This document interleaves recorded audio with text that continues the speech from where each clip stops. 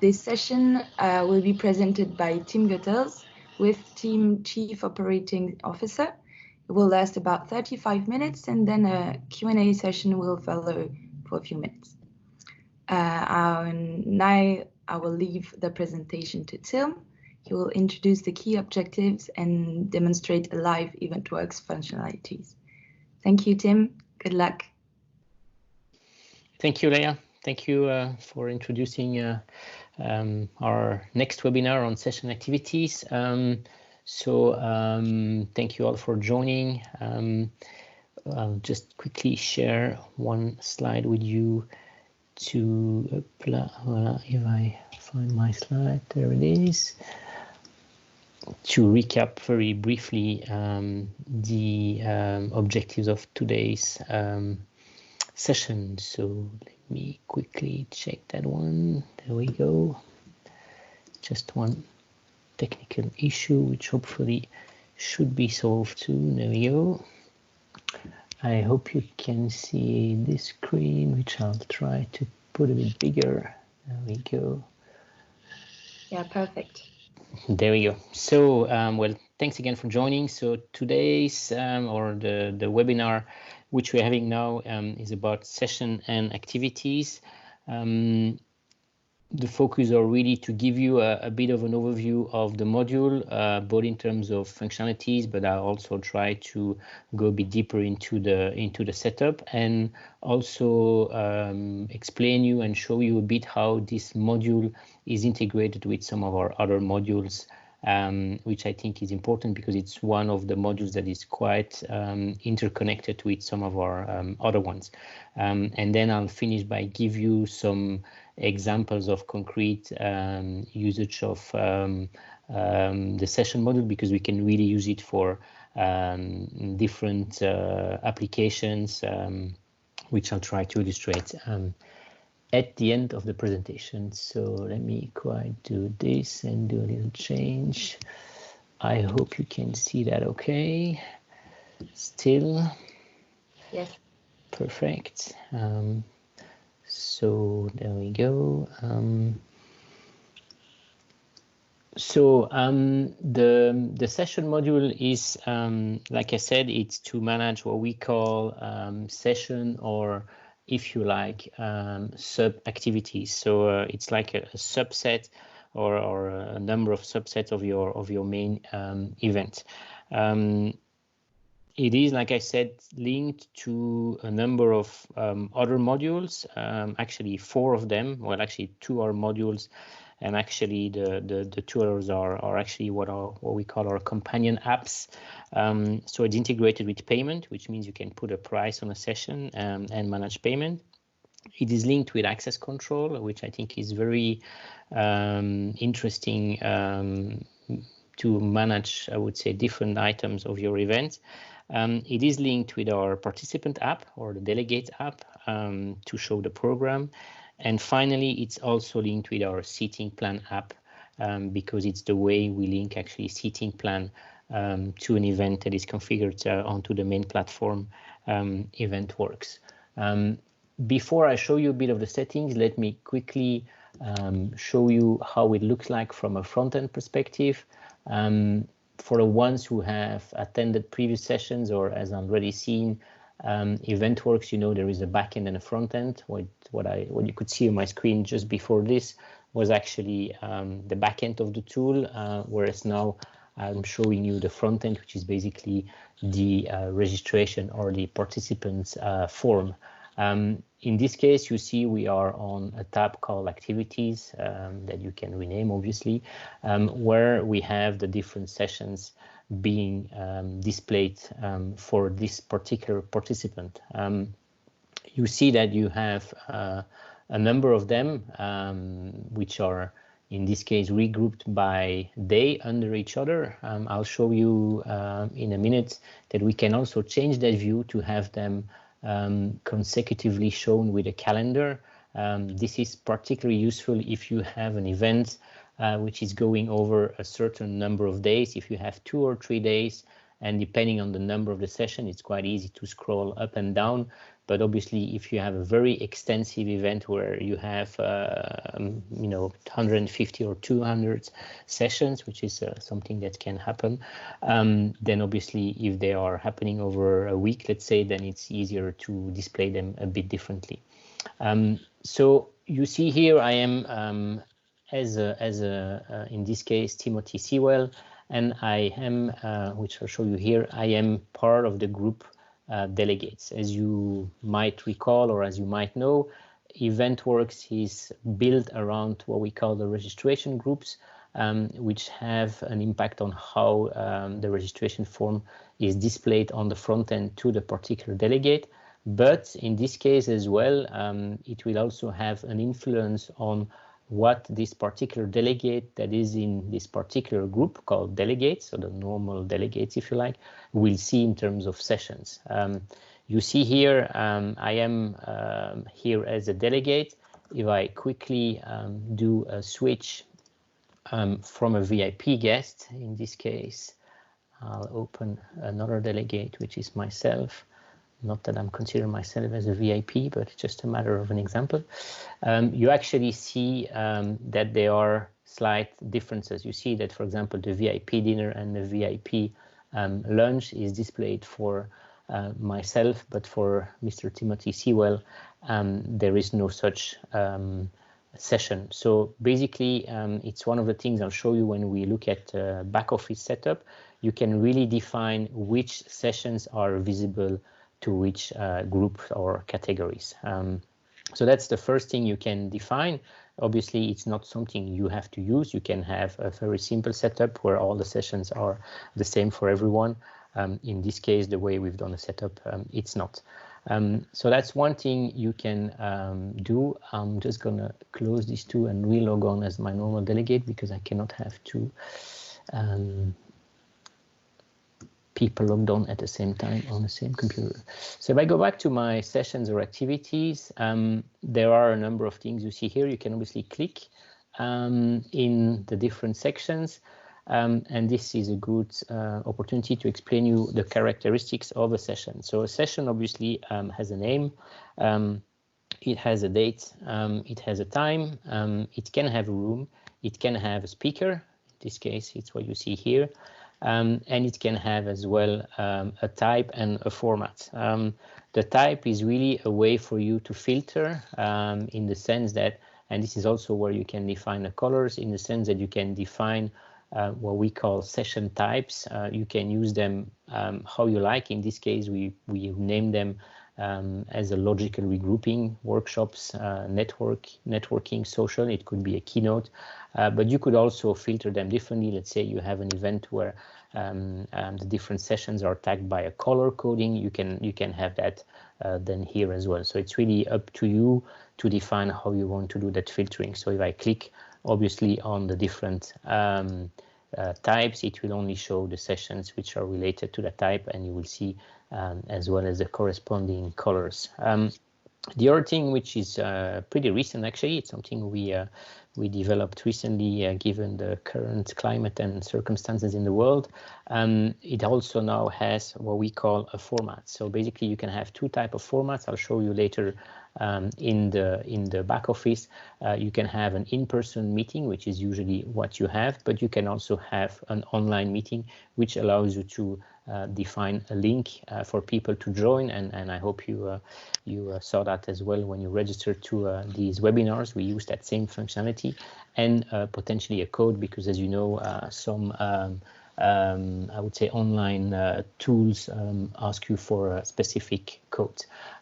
So this is in terms of characteristics, always a difficult word to say for me, for a session, and you can also have a description with potentially, if you want to, a download of a document, in this case a PDF. So it's just by adding a link in here. These are also items, if we have time, I might be able to show you that are reflected in the delegate or the participant app as well. So if I now go back to my different types, I can close this. Voila, so we have a better overview. So that's in terms of characteristics of the session. I said to you before, and we see it a bit later, that you can define a cost for a session, which then ties into or links into our payment module in order for people to get invoiced or pay for a particular activity. That's one thing. Obviously, what you can do as a session is, which is the main purpose of it, is people can register for it by clicking on the different pluses and minuses. We've also added, as a recent improvement, if you haven't selected the plus, you can click on the Add to My Agenda, which is exactly the same functionality than the plus on the minus. You see here a kind of a strange symbol. This means that the session is full and then we have activated what we call the waiting list. So basically every session, and that's another very important characteristic of the session, every session has a capacity. Based on the capacity, the session can either be full, which means that you cannot select it anymore. So if a session is full front end, at least it's not possible to select. We will see later that back end you can always overbook a session because we start from the principle that back office you have full control over your event. In this case, we've activated also the waiting list function, which I'll show you later in the back office, where we also put a capacity, I think in this case of 5 or 10 people, which means that people will be added to the waiting list. And if a session becomes available again, the first in line will be automatically be assigned to their session. So that's for, I would say, the capacity and the waiting list. I'll show you some more concrete examples when we look at the back office later. The last maybe important item that you can define as well on, or actually there's still two, on the sessions is one, it's the read-only functionality, which in this case you see for the welcome and registration, I cannot select it. This is particularly useful if you want to display the full program to your participant without having them to register for it. Typical example could be a lunch or a coffee break, or in this case a welcome and registration where people just come up to pick up their badge or whatsoever. So it's something that is there. It's not possibly to select because it's just the way this has been set up. The other thing you can do in terms of sessions is you can also define if a session can be exclusive with another. So in this case, and now I just need to remember how I've done this. I think in this case, we have defined a mutual exclusivity rule between the workshop 1, which started on the first day from 9 to 12, and the payment workshop, because we say, well, actually, if you are a beginner, you shouldn't be starting or attending the payment session. So basically, if I click the beginner session, my payment workshop is disappearing, and vice versa. If I click for the payment workshop, the other one is disappearing. So you can set up as many exclusivity rules as you want. The other thing you can define as well, I'll show you to you when I log in as a VIP, is actually you can define if two sessions are not allowed to be done simultaneously. Actually, I could show it here because you see that on the 23rd of May, you have workshop 3 from 9 to 12 and the other one from 10 to 12. So if I select one, the other one will become available, and vice versa. If I select one, the other one will become unavailable as well. So it's a setting you can define. So it's not something you have to activate. It's something that you can activate if you want to. So that's, I would say, on the different front-end functionalities. I'm looking at my little list to see if I haven't forgotten anything. Otherwise, I'll come back to this again. Yeah, maybe to show you a different view, like I mentioned before. I'll quickly change this here. Show our sessions in one page. I'll come back to the screen in a minute. If I now do a refresh, you will see actually that my view has changed, and I can just go from a previous day to the next day or filter straight into the different days. So if I have 4 or 5 days, it's easier to filter from here. So same principle that applies. It's just a different way of viewing front end the different sessions. I haven't shown you the download calendar and download program. It just allows you to download your own program based on your selection. In this case, this template has not been branded or made very nice, but you see the principle. It allows you to have your own personal program being downloadable. These two buttons you can activate or deactivate as well if you want to, basically. So that's on the different sessions. Maybe the other thing I wanted to show you, but I'm not going to go too much in detail, is the link with the payment module. In this case, I've selected the lunch, which is paying for me, and I'll show you later the VIP side, which will be free, as well as the conference fee, and obviously the two are adding up, and I can potentially generate an invoice, display the invoice, and pay my actually invoice as well. So here I hope you can see that, yeah. And this is the invoice that is generated. We're not going to go too much in detail into the payment module for this particular session, but as most of you will know, or if not, then you know it now, the invoice can be completely tailored based on your own templates and formats. The other thing I want to show you front end as well. We have this what we call the session in table format that you can display for the different selected sessions, where you can see basically my own selection of sessions, including in this case the meeting format with a little symbol. Sorry for that. With a little symbol that is displayed here. So that's on the front end. This can also be sent by email. If we have a little time at the end, I'll show you an example.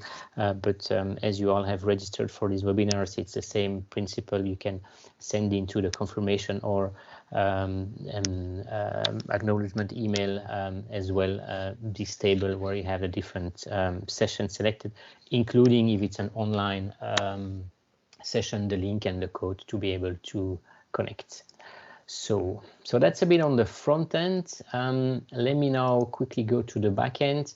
There are actually two important buttons. Let me just close a few windows. There we go. There are actually two important menu items. Well, as usual, when it comes to settings, the menu item is in the settings section of the left-hand side menu, and we have a specific session menu that is available once the session module is activated for a particular event, with, I would say, a few different submenus. The most important one, it's the general settings, which is where you can define a number of things, like I showed you before, the show sessions on one page or not, where you can allow people to book for simultaneous sessions, where you can deactivate the different buttons I showed you. You can also say if a participant needs to choose for at least one session, if there needs to be at least one session per day. Some sessions, you will see later as well when we go into a session, can be made mandatory as well for people to select. And finally, we can define if we're using registration groups. In this case, as you might have seen from the front end, and as I explained you, the confirmation, the sessions are really defined in here per group, which means that once I go into a particular session, and I'll take again as an example my VIP dinner, I can define for which groups in here by just a drag and drop. I can define which groups this session needs to be displayed. In general as well, you can define if a session needs to be displayed at all in the front end. So if I go back to my global overview of the sessions that you see here, so these are all the sessions we have defined in the back office. You might have noticed, or maybe not because there are quite a few, that actually the invitation breakfast didn't show up, nor on the VIP group, although it's been defined here, nor on the delegate group, because we actually didn't tick the box here by telling it should be visible in the registration form. So this is an example where this particular session will be managed completely back office by the event organizer or the event manager. I'll go back on that in a minute to show you some of the other options per session. In here you see the different elements of the sessions, including the name, the date, the time, the type, the format, etc. It can also have a room, like I said before. And more importantly, we see the capacity. So this is quite usual. This is quite useful when you have a lot of sessions to see which sessions are filling up. And to give you an example for this webinar, we quite used it a lot the last couple of days, because we had put as a capacity of 50 people on every session, and suddenly we realized that a lot of the sessions got quickly full, and we had to expand a bit the capacity in order for people to be able to select the different sessions. In this case, you see that none of the sessions is overbooked. There are 2 are full. I'll show you later by adding a person here that this number will actually show in red, which is allowing you to easily display or see if a session is full. You can export this as well to Excel for easier management if you need to, obviously. If I go back now into a particular session, I might go again in my VIP dinner. This is where you have these different elements that you can define. Obviously, if you need to put a room, a type, or even a speaker, you need to make sure that you define in your menu your meeting rooms and your session types. The speakers are actually linked to a group. I might have been a bit quick over this. In here, you can define which speaker group or which group belongs to your speakers, which will then, when you select your speaker, it will display the different people in here on your left. So basically everyone which is in the speaker group will be displayed here, and you will be able to just drag and drop the person as a speaker or not. In this case, it's a dinner, so we haven't defined a particular speaker. This is where as well you can define the capacity, and actually I'll go to my other one, which is a bit more easier to see, where we defined a capacity of 15 and we defined a waiting list of 5. So you will see later when I'll show you an example. If we add someone, it will add automatically, at least if it's done by the front end, to the waiting list. And then if done by the back office, you will be able to overbook. There is the text that you can define with the document upload as well. All pretty, I would say, I think very straightforward. This is where as well you can define if a session is mandatory. And this is also here where you can define the links with some of our other modules. One, which is the access control module. So basically, if I select yes here, and it was the case on the VIP dinner, I can use that session for management control. This is as well where I can define if a session is on read-only. If I can do the link with the seating plan app, this is well where I define this. And where I define, like I said before, the display rules, both from a registration form perspective, but as well as from a delegate app perspective, because you can have in your registration form certain sessions that are selectable or visible front end, but that you don't want to display for a particular reason into the delegate app. The VIP dinner could be an example of that. So that is, I would say, in a nutshell, a bit in terms of what are the characteristics and the different options or functionalities you can use on a particular session that obviously have often an effect on the front end or on the delegate app. The other interesting part, obviously, is the list of participants. And this is where I can see my different participants which are registered for this particular session. I can easily, and I'll show you a bit later, I can easily select those people and then send them to what we call our participant list, because I want to send them an email or an SMS or a notification that this particular session has been running 10 minutes late or has changed meeting room, for example.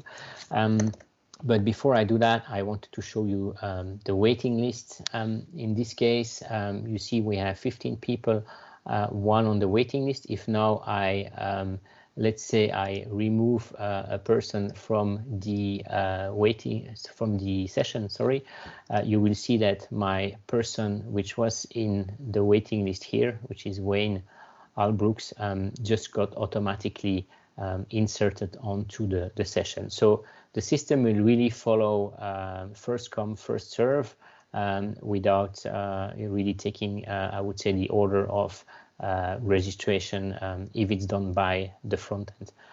So like I said before, if I go back to my list of participants, I can easily overbook a session if I do it from the back end. I cannot do it from the front end if I have a capacity.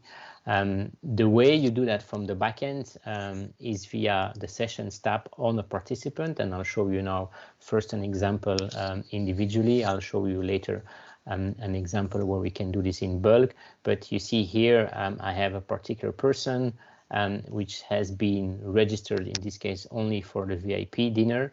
I can have my list of sessions here that I can search, and I can now, for example, take my sessions tab. I see that we have reached the capacity, but I can easily overbook my session. And if I now go back onto my overview list, you will see that I am overbooked and I am in red. So that is the way you can manage your sessions. Obviously, you can add as many sessions as you want from the back office. I can remove, I can add someone to the waiting list as well if I want to. So this is really the way you would manage your attendance to the different sessions. If I go back to my participant list, because now I've shown you how to do that on an individual basis, I can easily select, I would say, a number of people and then do a group action and then say add or remove session and add them, let's say, all to the payment session. And then the system gives you a message saying that there is a background process that started. Usually this is quite, if I do a refresh, they should be normally added. We have a background process that is running for this particular task, because sometimes if you have a lot of sessions and a lot of people, this can take a bit of time. So this is the way you assign or unassign sessions in bulk. The other thing I wanted to show you is the following. If I go, let's say again in my, well, we can take again this one. I have my list of people here. So let's say that suddenly this session is changing from room or running out. I can just do a select all and I can send them to my participant list, from where I can then do a number of actions. I can do again select all and send them an SMS and telling them, dear all, please note the room has been changed or the session is running late. I'm not going to do send because I'm not sure it is configured. But I can obviously potentially also, if a session is cancelled, as I've shown before, I can either from here remove them from a session or add them to another session if I need to. The remove I can also do straight from here. Oops, sorry. There we go. The remove I can do straight from here as well. If I need to, I do a select all and I can remove them in bulk as well. So that there are really different ways of managing quite easily the session attendance. You might have seen here, and this is because we've activated on this particular demo a number of elements that are linked to the seating plan or the EW Tickets app for stadium seating, where if you link it or use the seating app or the ticket app, you will be able to have that information back in terms of seating information. Unfortunately, we won't have too much time to show you the seating plan in action, but again, this is something that is linked via the session module, and I can select it here actually in order for having the synchronization between the seating plan app and the session. What else? Reporting. So obviously the other thing which is quite interesting, you can obviously do some reporting and some exporting from this menu item. There is also a button here where you can send information to Excel straight from the session. That's one way of getting your information into an Excel file. The other one is to use our reporting module. Actually, from a reporting perspective, there are two ways where you can do reporting. The first one is what we call the table view, where basically the system will take all your sessions and put them into columns, and then we'll put zeros and ones if people are attending or not to the session. This is particularly useful if you want to do a count and if you want to send that file to Excel to then obviously have your overview and maybe do your totaling underneath. So that's one way of doing your reporting. The other way, which is I would say a bit less visual, is that you can just have your session names. It looks a bit funny. That's why we have the table view, which is a bit more visual. And this is also where you can then do some filtering. So for example, I took a report where I only filtered out on the paying lunch. Well, I see I don't have anyone because I removed myself. Or for example, on the VIP dinner where I have, I think 29 people, which I think should correspond, if I'm not wrong, with what I have into my sessions. There we go, VIP dinner. We have 29. Yeah, that's correct. So we have the 29 here. There we go. So that's a bit on the reporting. In order to do that, there are different ways. You need to work with your conditions. In this case, we're using the field, which is the session field with the like VIP. Obviously, sometimes it's important if you have a lot of sessions to name your sessions with a certain coding so that you can do your selection a bit more easily or accurately.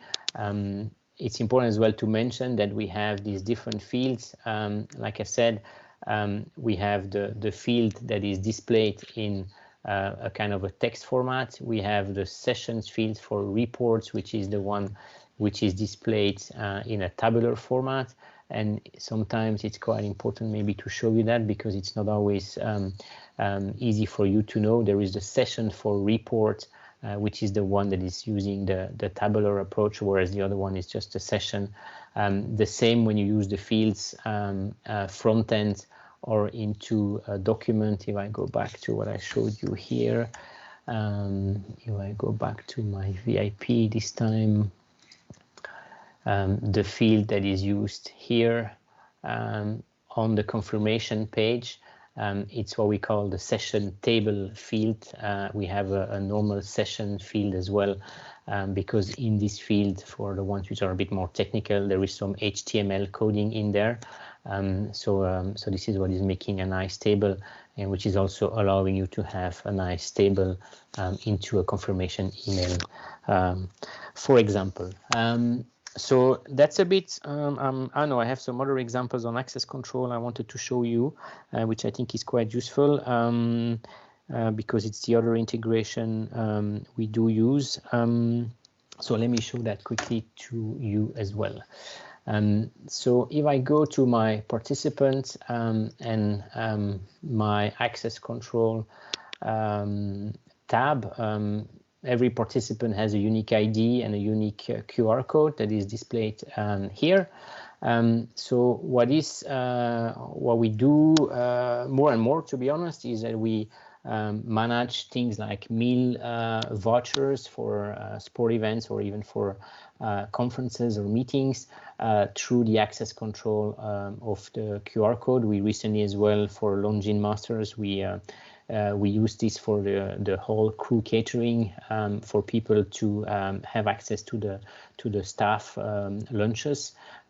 So basically, the QR code is usually either printed on a badge or an accreditation, and as a result, it can be scanned based on your different sessions. So in this case, the QR code will embed actually the fact that my session, in this case, the VIP dinner, but also the other ones, if I want to do scanning on the entrance of the workshop 2A on the apps, I can do the same, as well as on the cocktail welcome if I want to. So basically, the system will know that embedded in here, I can do access control. So I'll see if I can show you that. I'm gonna try something that I hadn't planned to do, which is always tricky when you do something live, but I like taking some risks. Leah, do we have some unanswered questions in the meanwhile that I'm trying to connect my phone to the yes, I will take care of that, Tim. So we have a few questions. One of the questions was from Liaj, and the question is the payment module linked with the gateway, or the bank transfer receipt has to be uploaded somewhere? Mm-hmm. The question was about the payment and the receipt when you pay through the system. Okay. Yeah. So basically, so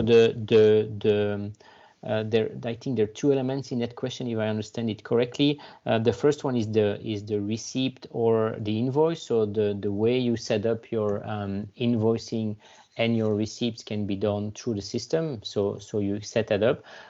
Basically, when you do a payment via the system, there is an integration with usually a payment provider. We currently have 3 integrations available, actually one which is brand new. The first one is PayPal, which is not used a lot anymore, but still. The other one is via Datatrans, which is, I would say, more a European Swiss provider. And the third one is Stripe, which is one of the most recent payment solution that you have in the market, which is available worldwide. So basically what the system does is once the payment goes through the payment provider and the payment goes through, there is a command that comes back into the system. And we will know in the back office of EventWorks through the payment module. We don't have it configured here, but I can maybe show you for another one. We will have the fact that the payment has been processed, which means that you can see that the payment has gone through. Let me do show all. As well as download the receipt. So basically, if you do payment online, the receipt will automatically become available for download. Okay, and still from Lihat, who was asking in the chat, still about the payment, is asking, what about the refund process? If someone is registering on the waiting list in the session, how the payment is handled? Yeah, so refund is usually handled offline in the sense that the system is not doing refund automatically with the payment provider. I should check with Stripe, which is a new integration we've done. Usually that is something that is then managed offline via your payment provider. But in the system, you can obviously make an additional line where you can have a negative refund so that your numbers are matching into EventWorks. We have a few more questions. We still have a bit of time. From Kenneth Louis, and the question is there any way the participant can still make change on their session after they made payment? How flexible is the system? So can they make a changement? So yeah, so we do manage multiple invoicing. So So if you have selected a session, done a payment, and then you want to come back into the system and select another session and do another payment, you can manage that. Yes. Another one, which is from Ernest Lee. Can a seating plan be included in the page, or is it separated? Will we touch on seat plan in this session? So yeah, it's true that we haven't talked about not a lot about seat plan, but yeah. No, well, unfortunately, we won't have time to go into detail. But what can be so the two systems are linked. So the seating plan is done onto an app. The configuration is done onto EventWorks.